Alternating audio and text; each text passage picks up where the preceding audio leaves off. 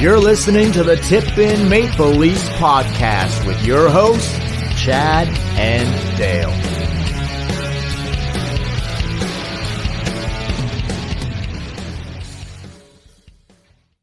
Hey everybody, welcome to the Tip In Maple Leafs podcast. I'm Chad. I'm Dale. And we're coming here. We're going to talk about the first place in the Atlantic Division. How about and that? The third team in the East to clinch a spot in the playoffs.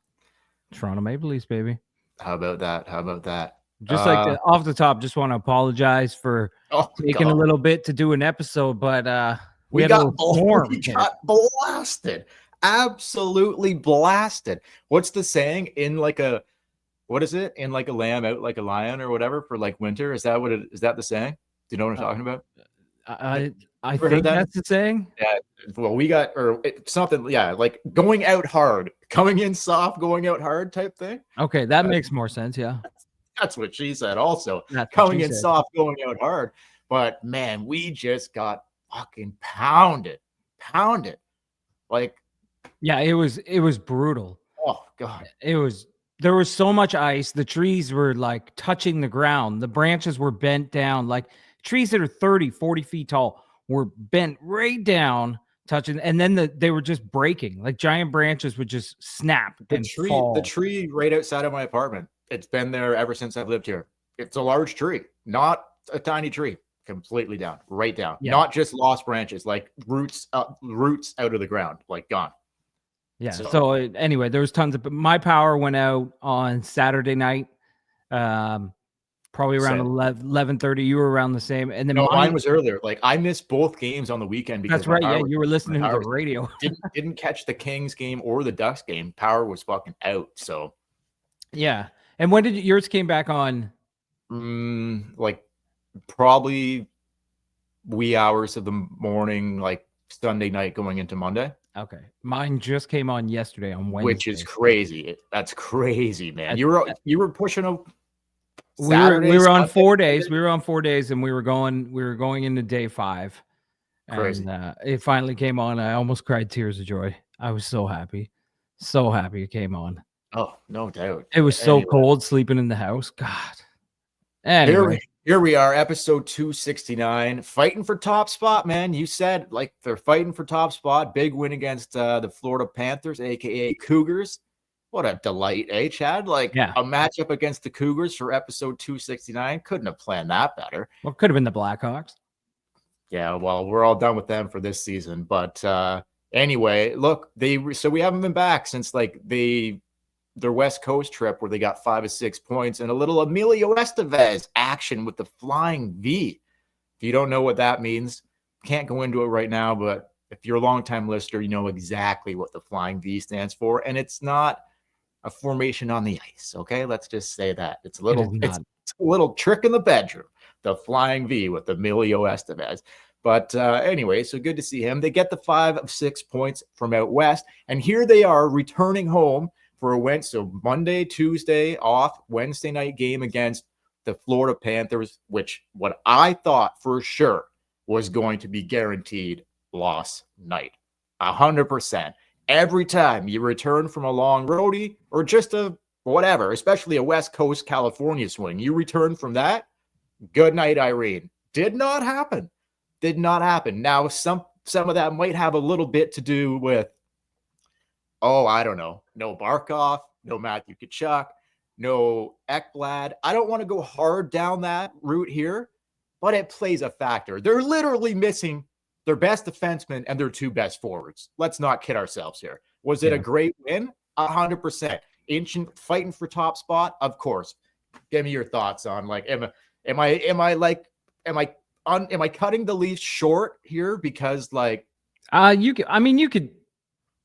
Does it factor in? Absolutely, it factors in. But the bottom line is that even with those players being out, coming off the road trip, Florida getting sort of stunned by Montreal the night before, I thought the Leafs would probably lose that game. It just felt like a game where, they have the chance to distance themselves and maybe win the Atlantic Division. And it just feels like this team never rises to the occasion when those games come up, no matter who's playing in the lineup across from them.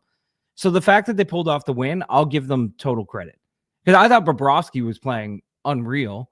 and they managed to beat them enough to get the win. I don't know. Yeah, it factors in, but I don't really care. They got the win. Yeah. Okay. Same. I don't care either. But I mean, okay, I guess what I'm trying to say is like, how much stock can you really put into that win? Because let's just be serious. A healthy Tkachuk and Florida was pushing at the end. They were all, I don't know. They didn't have Marchand at the end when they had 6-on-5. I find that crazy. Like, you're going to trade for Marchand. You didn't even see the ice 6-on-5 in the last minute or 2 minutes. I thought that was weird by the Panthers. Anyway, Paul Maurice, strange move. Like Marchand, a guy who like built his career just going to the front of the net, banging garbage goals in, right? Anyway, whatever. Besides the fact, if Tkachuk played in that game, Barkov played in that game, Ekblad played in that game, is it a different story? We don't know. Maybe. The Leafs played hard. They got the win. Florida played okay, a little tired, I think. It was their third game in 4 nights, whatever. But I don't know. Like, so like chalk it up to just, okay, good win, even though they're without their 2 best forwards and their best defenseman. Yeah. Like, I don't know. Like, and just leave it at that. I would just leave it at that. Okay. Yeah, I mean, you could go over it 1,000 times and just say, well, they did this happen and they didn't have these guys. Whatever. They got the win. Florida's a tough team. It doesn't matter. Florida knows how to win without those guys in the lineup. They did it. For sure. Move on. What do you think? The thing that I'm impressed by is, like I said, this team has a tendency to, when they have the chance to put distance between them and the team behind them, they lose. And they always make things interesting. And one other thing is that I don't care if those guys weren't out of the lineup, but to prepare for the playoffs, this is the first time I can remember in recent memory where these guys were playing an intense game with 7 games left. Because the last few seasons, since Christmas, it's been like, well, we're going to play Tampa or we're going to play Boston. Yep, 100%. So it didn't really matter. They played an intense playoff style game last night. They got the win. They put a cushion between them and the Cougars and the Lightning. Let's wrap it. Let's take it home, baby. Just take it. You know what did matter? The first goal of the game. We have not had one of these for the Leafs. Yeah, for the Leafs. The first goal of the game for the Leafs to tie it at 1.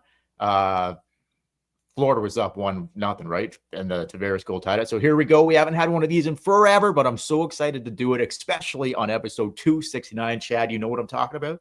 It's time for just a tip. Perhaps play a little game called Just a Tip. Just for a second, just to see how it feels. How about we play a little game called Just a Tip? In the world of sports, there is one play above all else that separate the men from the children. Yes. And that is a tip-in goal in hockey. Nothing like it, man. I should say men from the boys, not men from the boys. No, men from the boys. And especially when you've got the Cougars in town and you got a little Cougar action waiting for you. And Johnny Tavares says, thank you very much. William Nylander, who's been playing lights out as of late. Let's be serious. He has elevated his game significantly, I think. That second line in general, we can spend a little time on there. Our boy, Bobby McMahon. But Tavares, man. So Nylander lets her go. Tavares in the right spot, no doubt. Tip in, absolutely gorgeous. Past Bobrovsky. And that tied the game at 1. Love to see. We just have not had enough tip-ins this year, especially from Tavares. Tavares has been popping the puck in the net left and right. What's he got? 30 fucking 2 or 3 goals now? I think more than that. He's pushing his way. He might score 40 goals. We might have 2 40-goal scorers on this team. It's very possible. The way he's putting the way that second line's playing and the way JT's putting the puck in the net. So anyway, the greatest play in all of professional sports. A beautiful tip in by John Tavares to tie the game at 1, set up by William Nylander. And beautiful. Who else? Yeah.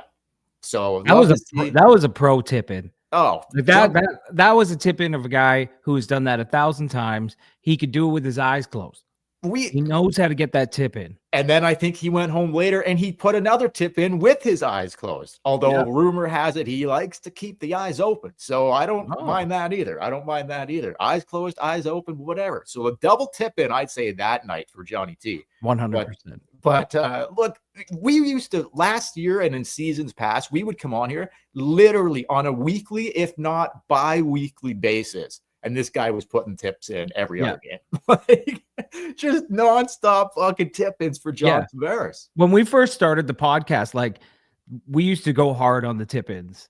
As we were called the tip in, and we used to do, like, this segment was huge. We would do like 7 minutes just talking about a tip-in goal. We thought it was hilarious. He was probably 85% of the tip-in goals. 90%, 100%. 90%, 100%. And then when Matthew Nyes joined the team, he started to sneak up in there, and all of a sudden, he started to steal some of the spotlight. But then JT's like, "Let me show you how it's done, son. Let me show you how it's done." Yep, 100%. So 90%, 100%. Absolutely incredible stuff by Tavares to tie the game there. Beautiful, beautiful tip in. We'll get more. And great slap pass by Willie. Okay, do you want to just talk about that second line for a bit here before we do the read? And then I want to get into Marner and Nyes and the top line, or second line, who, if you want to call them that right now, I don't know. But do you want any more on Tavares, McMahon, and Nylander, or they've just been, ever since they put McMahon up there, it's been like just cooking. Yeah, they should have had McMahon there. They should have had somebody else other than Holmberg for. Holmberg isn't a second line winger? What are you talking about? It just looks so much better. But do you think it's the fact that both JT and Willie are having career years, you could say? Like, they're both just playing so good. Yeah. I don't know. I think they've carried the team this year. Matthews and Marner have been up and down, up and down, up and down, even with Nyes on their wing. But they have been steady all season long. Even if you watch some of the, especially the Sportsnet stuff, I don't love their intermission stuff or whatever, but TSN, they haven't had a bunch of games lately. But I have seen some analytic Sportsnet. Oh, I bring that up again at the end. Okay. Remember to bring that up again at the end, okay? Dude, when they show kind of just they're in intermission analysis of breakdowns during the game and whatever, and they were I don't know if you caught any of this over the last couple of weeks, but they were zoning in on Nyes and or not Nyes, sorry, McMahon, and just the thing, how many right things he does out there, little things where he might not draw an assist or whatever, but making a play that leads to a goal. And I just think you're right. Nylander, Tavares having career years without a doubt, but I think finally finding a guy to play with them that is not Holmberg, who's not a top six guy. McMahon clearly is a top six winger. He's proven it. In my opinion, he's 100%. So I just think Nyes has really helped. Nylander and Tavares can play with anybody, but to finally get them a guy that is can really play with them, I just think it's been great. Yeah, I don't even know if it's that. Yeah, he can really play with them. I just think his style of play fits. Holmberg. I get it. Berube, he thinks Holmberg's really good defensively. That's what he raves about him, and I think that's why he put him on that wing. But Bobby McMahon's speed. He's fast. He's smart. He's strong on the puck. He drives the net, so he's a threat. He takes time away. He gives you time and space because he attracts time and space from the other defensemen. But not only that, Holmberg, he'll go into the corner, whatever, but Bobby McMahon will go in, and if he gets the puck on a stick, he can actually make something happen. And Holmberg had trouble doing that. He had trouble making passes. He had trouble finishing. McMahon, some of the plays he makes from behind the net and out from the corner when he grinds out the puck. Yeah. It's high. It's a high skill level. He has big difference there between those two guys in particular. Is McMahon will go into the corner and come out with the puck and do something with it. Holmberg will go into the corner and usually not come out with it. And even if he does, Holmberg would come out with it and he would just whip it around the boards. McMahon will come out with it and he'll find a seam and he'll find Willie wide open, and then it leads to Willie finding JT, and it's a goal. It's just added so much dynamic to that line. It has, man. All right, here we go. We're going to get into Marner and Nyes, the top line a little bit into Stolarz here too. But right here at the Tip In Maple Leafs podcast, we have partnered up with the Hockey Podcast Network and DraftKings. Chad is going to tell you all about it right now. Sorry, I was on mute. My bad. Hey, basketball fans, you ready to win real money? Well, check out Pick 6 from DraftKings. When it comes to basketball payouts, DraftKings Pick 6 dunks on its rivals, including Prize Picks. Just select 2 or more players and choose if they'll have more or less of a stat, like points, rebounds, 3-pointers, and more. Pick 6 is available in most states, including California, Texas, Georgia, Missouri, and more if you're listening down in the United States. Don't settle for a smaller payout. Switch to Pick 6 and cash in your basketball knowledge. New players get $50 in Pick 6 credits instantly on just a $5 entry. Download DraftKings Pick 6 app now and use the code THPN. That's code THPN for new customers to play $5 and get $50 in Pick 6 credits. Better payouts, bigger wins, only with Pick 6 from DraftKings. The crown is yours. And I will just state that that is only available in the United States, the Pick 6 app, but you can download DraftKings app here in Ontario and use code THPN for a bonus offer. Nice. There you go. So Anthony Stolarz. Yes. Looks like we touched on this a little last podcast. It looks to me like they're setting this guy up to potentially start game 1 of the playoffs. Could be wrong. Obviously, I think they've got 7 or 8 games left now. I think it's only maybe 7 actually. And 1, 2, 3, 4, 5, 6. I think they only have 7 games left. Anyway, 7 or 8. But, we talked about last podcast how they gave Stolarz 7. They gave Stolarz the LA Kings start. They gave Wall the Anaheim start to set up coming back home on Wednesday night for Stolarz to get the start against Florida. Now, they played Columbus on Saturday with having Thursday and Friday off. What do you do there? Wall? So they have, because they have the Cougars back. Then they go to Florida for back-to-back against Florida and Tampa next week, and then Montreal next Saturday. So obviously both goalies will split the Florida games. Those are both huge, the 2 biggest games of the year as far as winning the division. But it's kind of a nothing game. Would you play Stolarz in both? No, absolutely not. What if you play Wall against Columbus? Like, Wall's been a little shaky. Too risky. It's too risky, man. I'm just saying, like, if you with want those pebbles in the knees, Chad, no way. Yeah, you're right. That a week away from the playoffs? Yeah, not you're a right. Fucking chance, man. You're right. It's too risky, dude. It's too risky. Like, dude, let's not forget here. Joseph Wall can play net. He's a pretty good fucking goaltender. Yeah, he just hasn't been playing that great. Like, he just because he might not get the nod in game 1 does not mean for sure that we're not going to see Joseph Wall, because I still think there's a strong chance we see both goalies in the playoffs. I just think it's going to happen. Yeah. But whether it's a bad performance or an injury, knock on wood, hopefully that doesn't happen. You probably would, especially if they go on a run, then you're definitely going to see both goalies. And I mean, Joseph Wall has been actually really good in the playoffs. Limited sample size. It's limited sample, but he's played really well. Like, I still believe to this day, if he had started the Boston series, they would have won that series. 100%.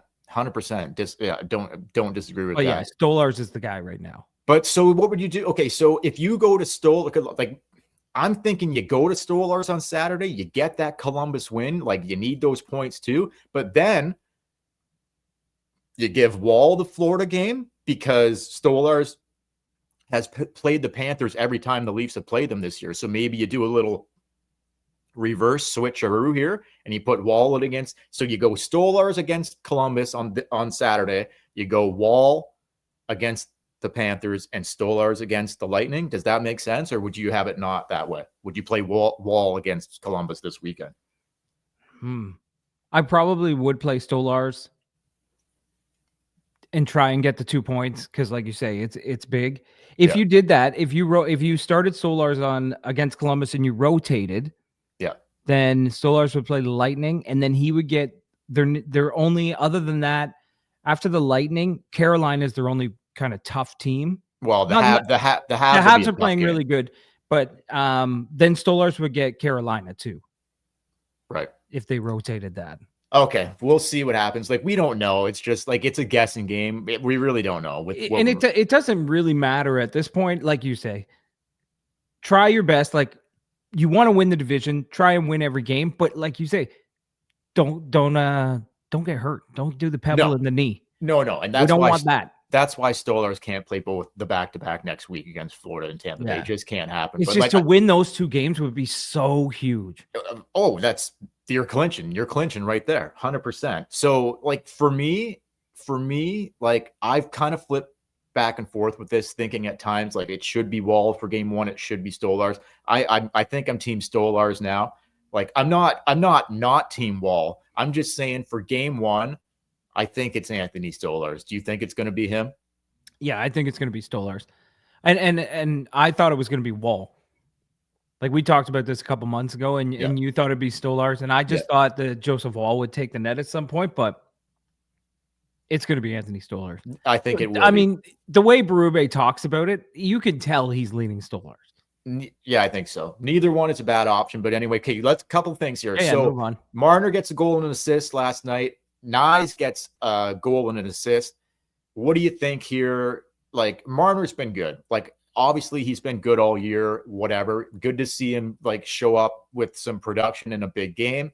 I like to see that. You can touch on Mitch if you want, that line if you want in general, like contribute, like being their biggest, offensive, putting up the points last night to beat the Panthers. But specifically, you want to talk about we talked a little bit about this, like not on the podcast before, but if you want to just go spend a couple minutes on a potential Matthew Nyes extension, Chad, what are you thinking about there? And then I want to get to, before we get out of here, like winning the Atlantic and a potential first round matchup, whatever. But yeah, we talked about it. Yeah, you're right. We had a good phone conversation and we went back and forth about the Matthew Nyes. I thought you were nuts with what you said. I thought you were nuts. I didn't say it. I don't know if you want to say it or not. I was just quoting what I think I heard it on Spit and Chicklets, and they threw out this wild scenario where they're like, you can only sign one. It's either Marner, and both for 8 years. Marner 13 for 8, or Nyes 8x8. $64 million for Matthew Nyes, and you can only keep one. That was so I threw that out there, and you lost your mind. You were half in the bag, and you were like, 64. You thought I made it up, and I'm like, I didn't make this up. I'm just telling you. You're like, Chad, you are nuts. 64. You are nuts. 64 million. I'm like, I didn't make this up, man. I didn't know where you got the 8 times 8. Like they just made that number up. I think that's a little rich for Matthew Nyes at this point in his career. I think that's rich. Although he's going to end up with what's he gotten? Does he have more than 30 fucking goals too? No, he's right there. Yeah, he has like 26. Okay, so he'll probably finish with 30 poppers too. But it's the other aspect that he brings. Like he drops the gloves. Yeah, I know. He's hard. Like he hits. He's but a big motherfucker. 8 is a large number, man. Right. But you know what? 5 was a large number for Zach Hyman back in the day. The cap is going way up. Okay, you're right. Like I'm just my whole point when we were talking about this, just quickly, my argument, because we got arguing about it, my only argument for it was when you get to year 7, if this guy's potential goes through the roof, he'll be like 27 years old, 28 years old, dominating, making $8 million. Okay. I'm going to give you a comparable here.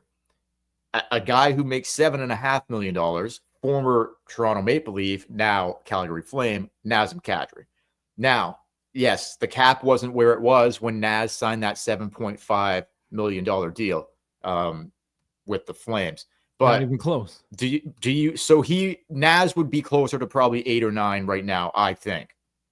If he was signing that deal today? Let's say he was a free agent this summer, what's he get? More? I don't care if he's had a good season. He's 35 years old. Okay, but so less then. Yeah, you don't think you think it would just probably be around where, because you think it would still be around 7.5? Maybe, but I mean, for when you're that age.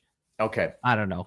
He would probably get like a long term, like one of those signed till you're 43, but you don't actually finish the contract. I was just trying to use Naz as a comparable. I know the age is not comparable, but the style of play is comparable. If you compare it to when they signed, like when Naz signed it, because when he signed that contract, he was younger. Yeah. $7.5 million would have been a percentage of the cap that is more than what $8 million will be next season as a percentage of the cap. Yeah. You know what I mean? Because if the cap was 7.5 of 80 or 8 of 110 or whatever the hell the cap's going to be next year, 95. I don't know. Yeah. But I'm just saying Matthew Nyes would actually make less than Naz.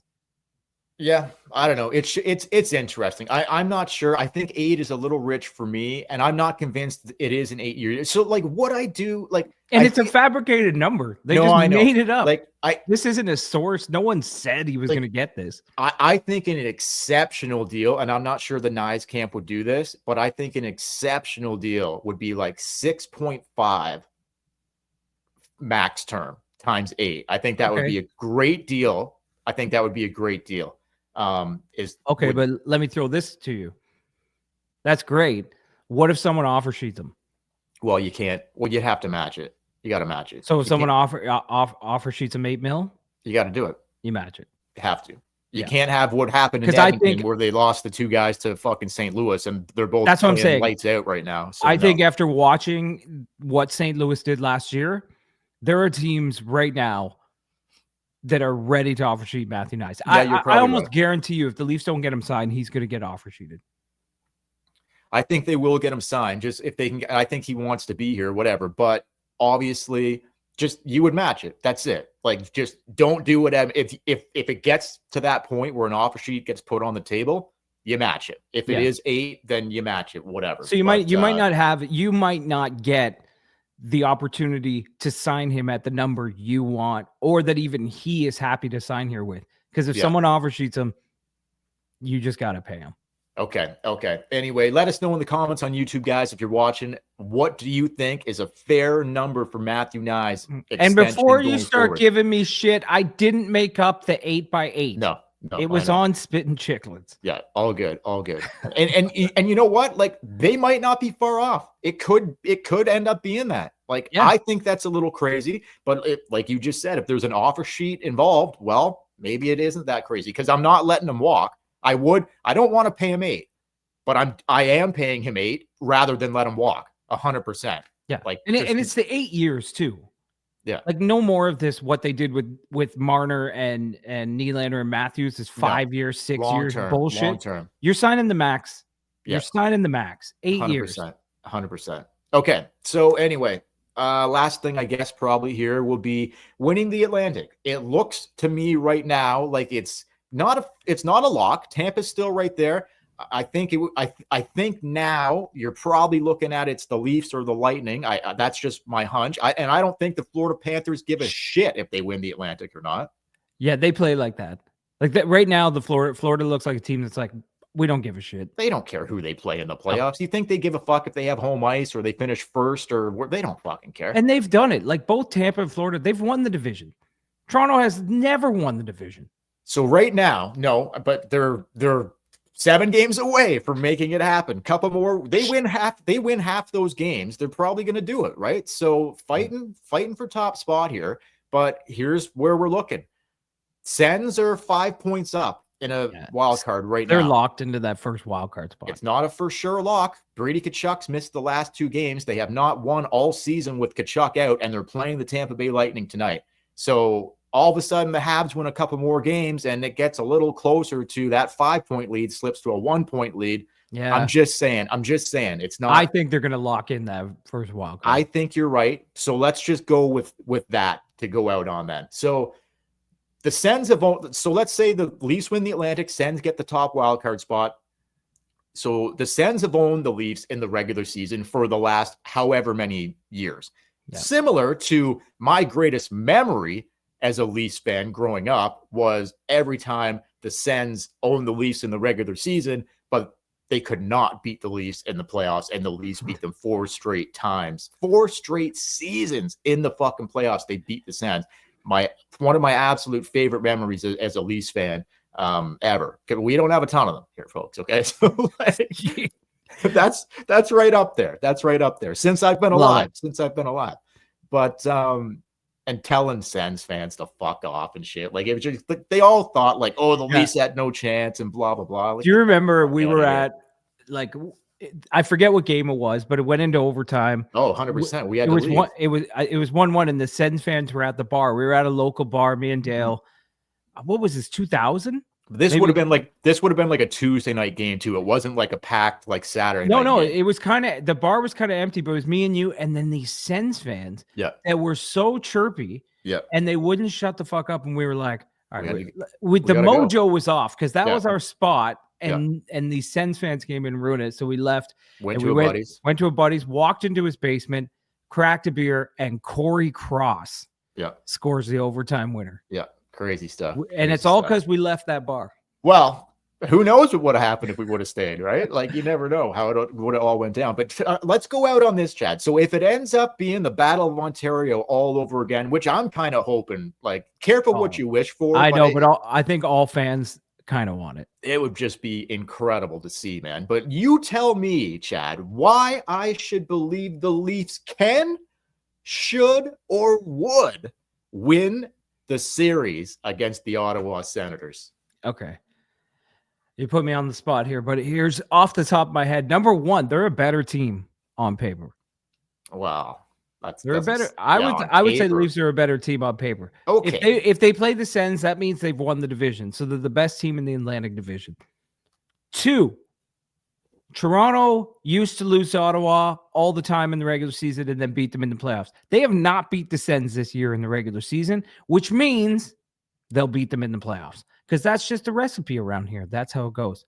3, if Brady Tkachuk gets too fucking fired up, Craig Berube is going to jump on the ice and just beat the shit out of that kid. I like that. And he will be fired up too. Oh, he will be fired both up. Of them, Tkachuk and Berube, both of them.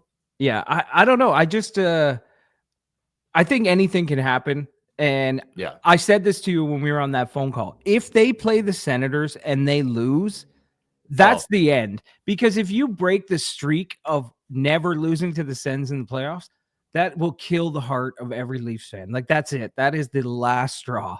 The last dagger. 100%. Like, that is the last dagger. A dagger right to the fucking heart. Game over. Yeah. Like, game because that's over. Like you said, we don't have a whole lot to cling to, but we cling to that. Well, we always beat the Sens in the playoffs. So yeah.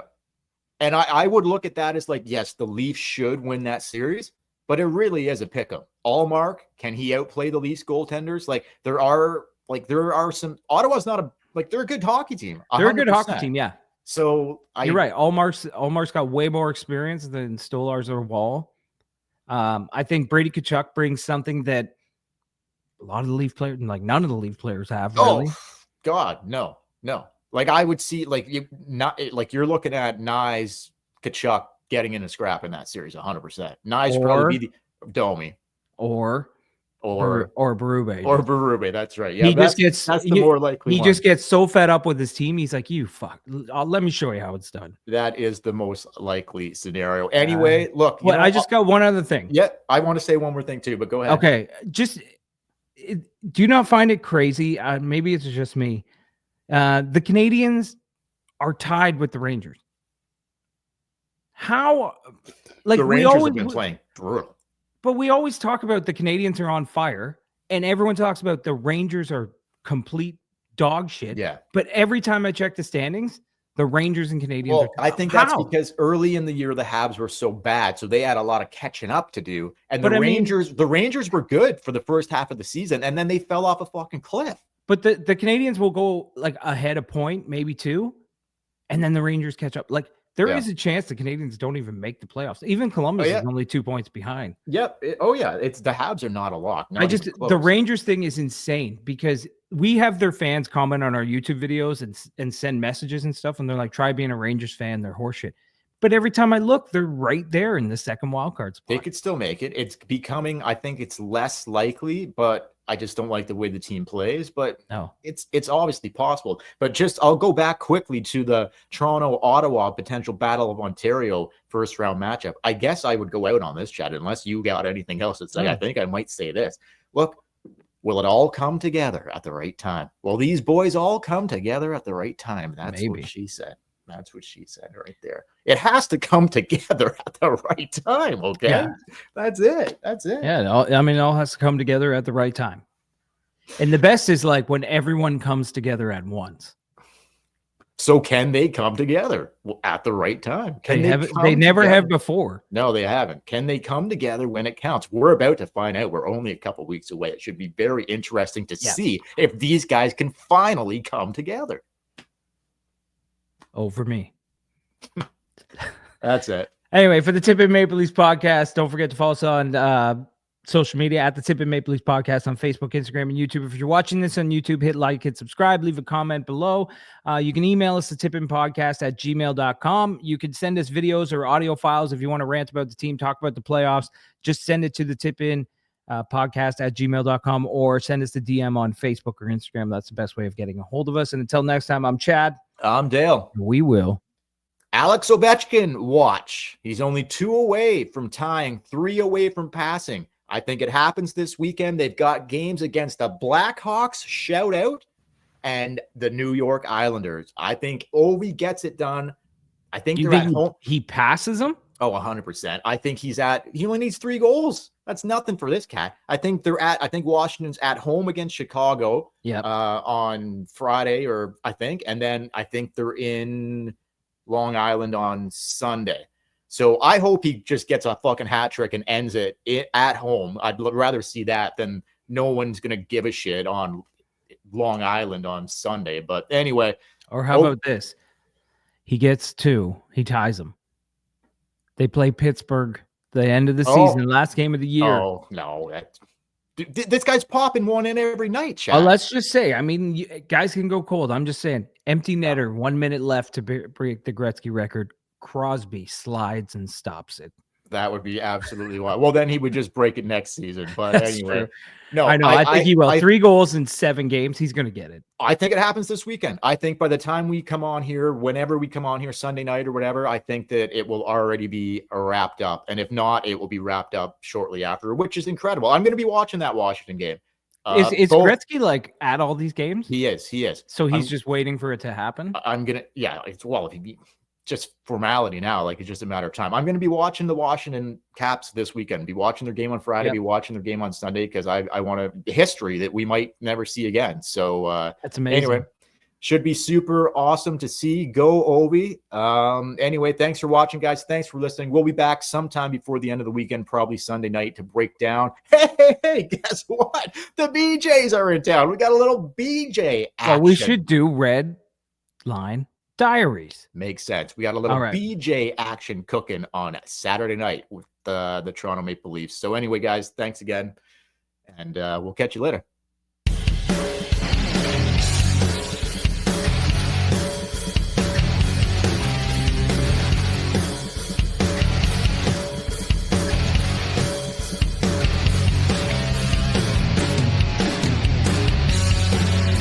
You're listening to the Tip in Maple Leafs podcast with your hosts, Chad and Dale.